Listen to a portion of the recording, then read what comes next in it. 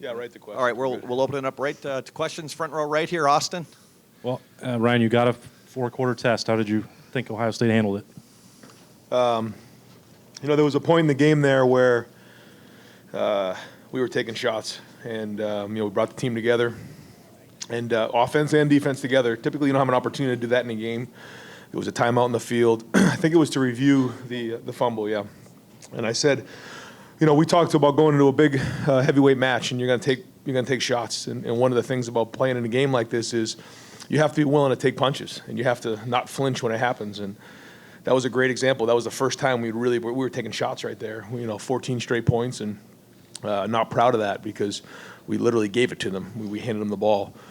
And we're going to get that fixed. But then to see the response of everybody involved, see the guys make some big plays, the big catch by Olave on offense, but then just to see the defense just impose their will, it was unbelievable to see the response. And that was the first time I've really felt, it was a little bit in the Wisconsin game, but that we were reeling right there. And now we had to respond. And our backs were up against the wall, and we did. And so to win a game like that was not clean, shows the toughness that we have because, you walk out of that game thinking, we probably could have won a lot bigger than that. But Penn State's a great team. They did a really good job.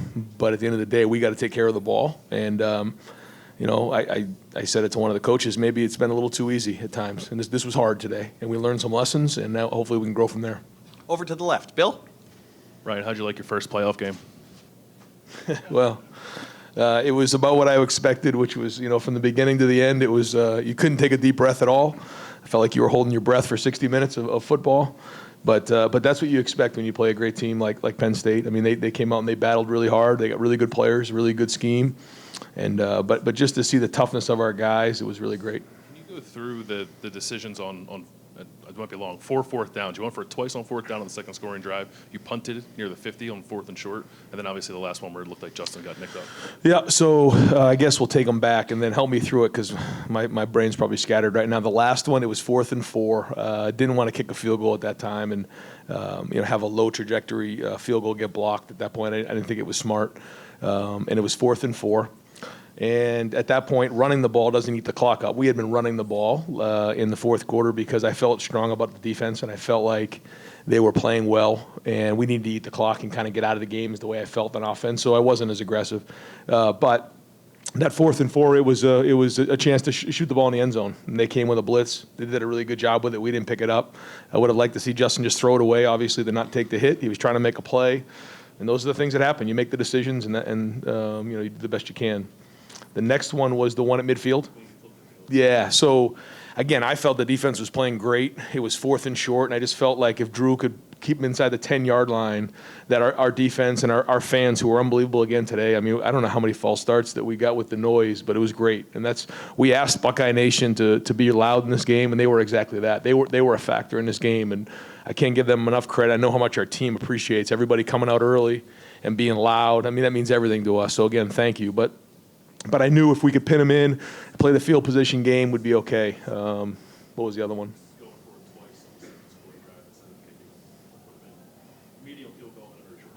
Yeah, I felt like we were rolling pretty good at that point, and I felt like we were moving the ball well. And I just felt, those are times to be aggressive in the game, and those are four down territories. And with our offense, we should convert in those moments. The one at the end of the half, I just felt like we were in a great place, and then we got a penalty, and we took a sack, and I was like, you know what? Let's just get out of this thing before it gets ugly. It's 14-0. We're kind of reeling a little bit. It was kind of a hectic first half. We're moving the ball good, but we fumbled the ball there on the 1-yard line, and we had a penalty, and it was like, okay, let's just regroup at halftime. So those are, yeah. Front row right there. Tim? Yeah, real quick, Ryan, 2 quickies. How is Justin Fields at this moment? I mean, he carried the ball more than ever today. Yep. And we saw him get banged up there near the end. And then number 2, what is it like to get your first goal, which is Big Ten East championship in your first year as a head coach and for this team?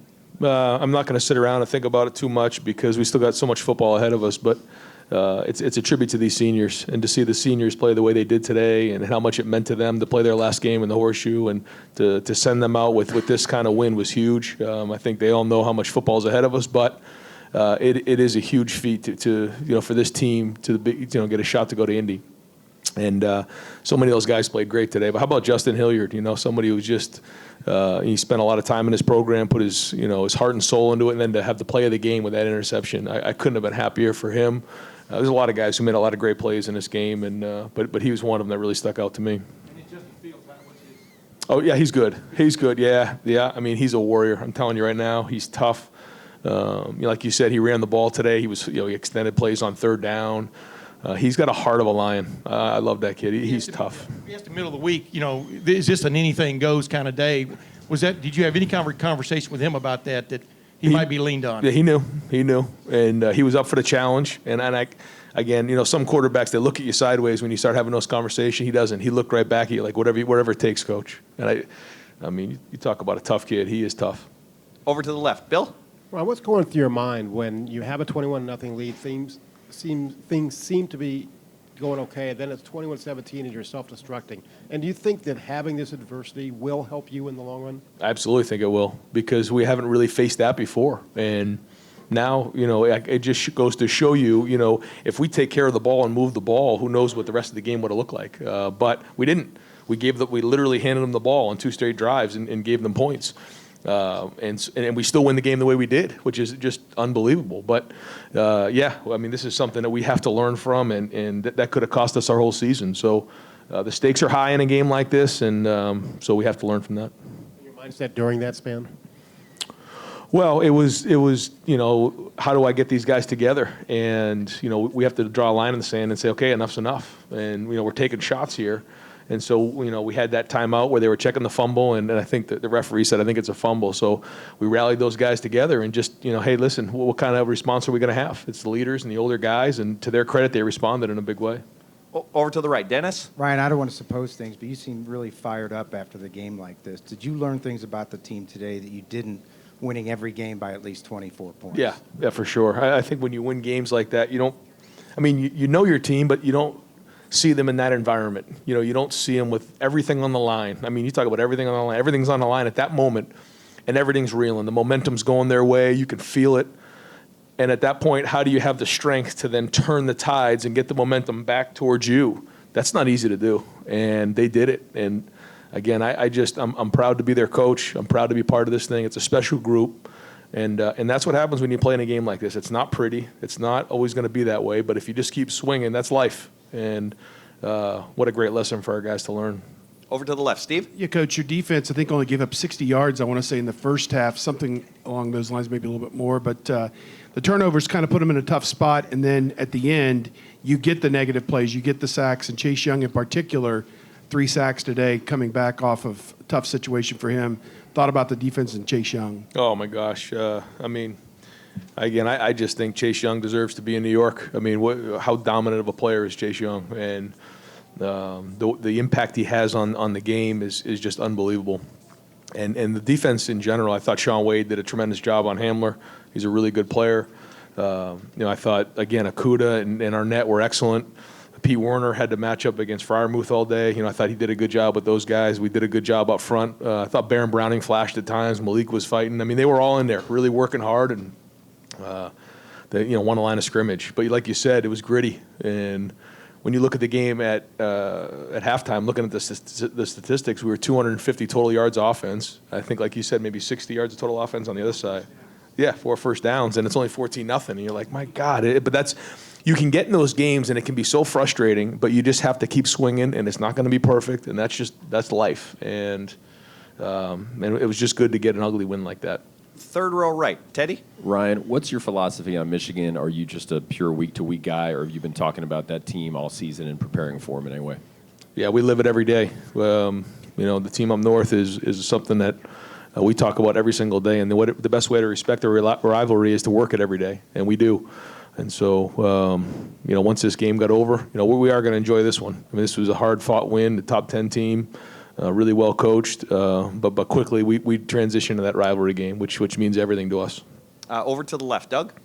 Ryan, specifically, again, the 4th and 5 early on where you call the quarterback run for Justin. I mean, you definitely could have kicked the 43-yard field goal there to try to go up 2 scores. Was there any hesitation in your mind, or did you?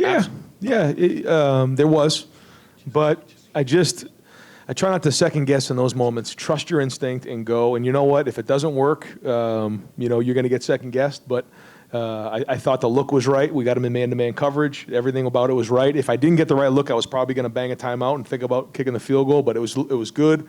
The backer ran out of the box. They were up the field. We hit it, and that was a huge play in the game. And that play call, was that something you guys felt like you knew you were going to be able to use that draw? Myers gets to the block on the linebacker with the look you would get? It was a play that we had for second and long or third down situations like that.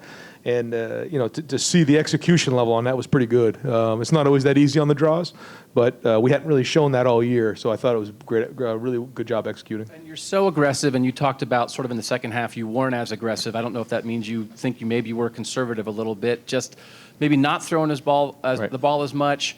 Is that just believing in the defense? Is that feeling like, man, this game is a little bit hectic? I'm not sure here. What's the thought process? It's everything you just said, Doug. It's that it was a little hectic. We were kind of turning the ball over. Our defense was playing strong.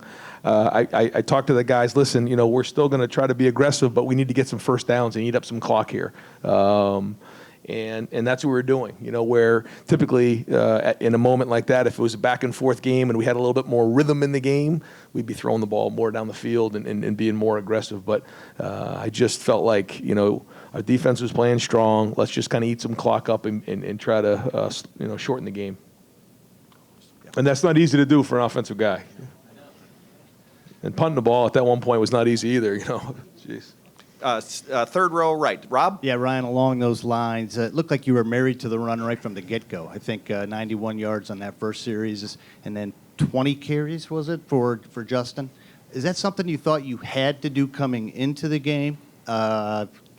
Talk us through that, because it had a different vibe, this offense. Yeah, well, I thought that, they have a very good run defense, and in order to gain an extra number in there, you have to equate with the quarterback. And there was a good number of those that weren't designed for him. The draw certainly was, and there was a couple others. But for the most part, we were reading somebody, and their guy, typically, the read was to pull the ball.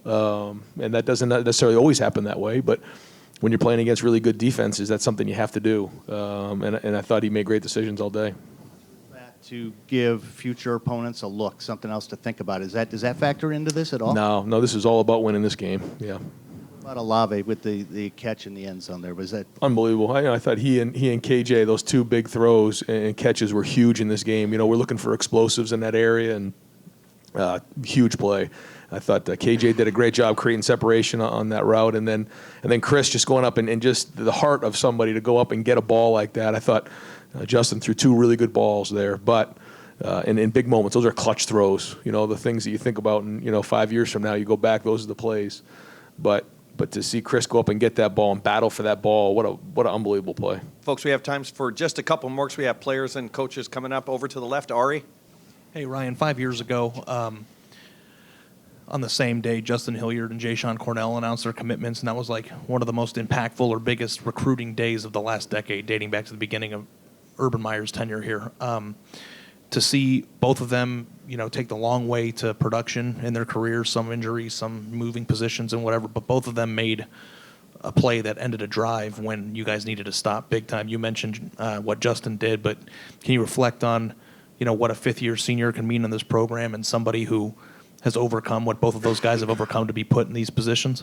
I mean, I couldn't put it into words. There's so much that goes into what you just said, and it's a great question because, Justin Hilliard and Jayshon Cornell are two guys that are they're men in our program, and to have the maturity of guys like that who are, 22-year-old men, in the same room with 18-year-old guys who just came out of high school, there's such a different maturity level. And to have guys like that who just keep fighting and swinging, and their journey may be different. Devon Hamilton's another guy. His journey was different. And as you grow up and you start to work through some adversity, you work through, like you said, injuries, you work through different things, you get calloused, you get tougher, you learn about yourself, and you get what you saw today, which was unbelievable plays by both of those guys. And, that was a huge reason why we won today. Ryan, when you have, I think the school of thought sometimes is that if a player gets to his fifth year in your program, something went wrong. And this is your first game this year where you guys were sweating late into the third quarter, and I'm wondering, when you're in a game like this, to have fifth-year seniors, is that an important thing for you? and how much of an impact can a guy who's been in this program that long make in these types of games? Yeah, I don't think that's in fact the case. When you have a fifth-year senior, that something's gone wrong. I love having those guys around. I love having fifth-year seniors around, guys who have been around, and you don't have to worry about them. With academics, you don't have to worry about them. Tonight enjoying a win. I mean, they're going to go home. They're going to be with their friends and family and people they love, and they're going to be here Sunday morning, be ready to go. I mean, Brandon Bowen's another guy. He's a child. I mean, he's a man, and those guys really help you, especially this time of year. Just the maturity level, and I love having those guys around. Last two questions. Fourth row left, Chuck. Yeah, in football, you see this generally sometimes where a second-string quarterback has to come in mid-game and he thrives some. What complications are going on there that you saw today? Well, I think that I don't know too much about the situation there with their quarterback Levis, but I think he was a little bit stronger running. So they kind of leaned on some of those quarterback runs, and they were kind of pounding it in there and got a little rhythm going. But that also, I think they were feeding off of the defense who was bought those couple turnovers on us, and that was kind of part of that momentum. And then once we put our foot in the ground there and stopped it, we kind of got it under control.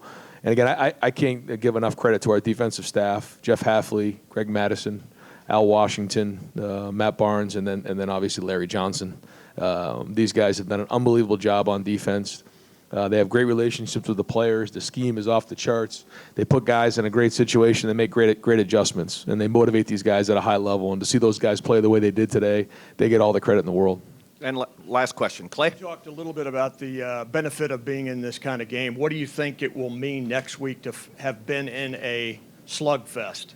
Well, I think you have their attention now, and I know that sounds crazy. 11 weeks, 12 weeks into the season, but I think you do. I think when you say things to somebody for months at a time, and you beat teams by 30 and 40 points, they kind of look at you like, "Yeah, I got you, coach. We're good." Yeah. And you keep saying it, and you keep saying it, and you keep saying it, and now we're into November, and I think now they can look at you and say, "Okay, coach, I got you."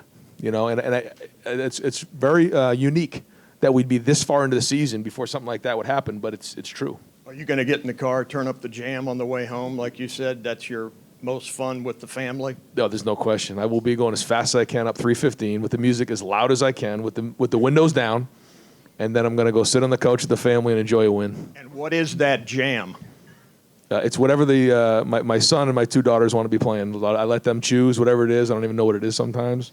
I like a couple country songs, and the one that we play in the locker room is "Ballin'," and I'm not sure who sings it, but that's our celebratory song in the car, but also in the meeting. I mean, in the locker room with the team. So you'll be grinning from ear to ear. Yes, I will. Yes, I will.